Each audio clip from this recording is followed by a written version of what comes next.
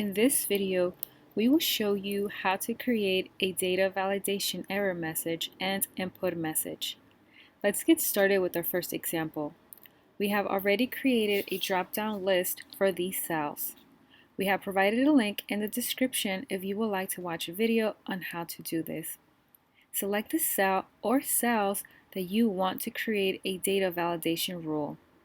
Click the Data tab, click the Data Validation button, click Input Message. You have the option to display the message when the cells are selected.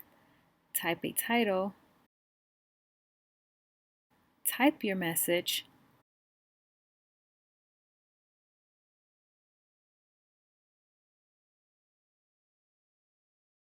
and click OK. As you can see, the message is displayed. To edit, select the cells, click the Data Validation button. Once you're done editing, click OK. Now let's create an error message. On the Data tab, click the Data Validation button. Under Settings is where you can set your criteria. Let's enter our minimum and maximum quantity. Click Error Alert. The message that we're going to type is going to pop up.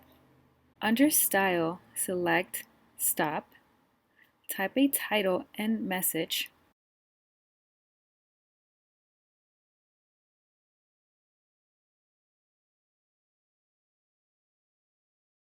Click OK. We are going to type a number that is above our maximum. The error message will pop up. To remove data validation rules and messages, select the cells and click the Clear All button. Click OK. If you like this video, give it a thumbs up.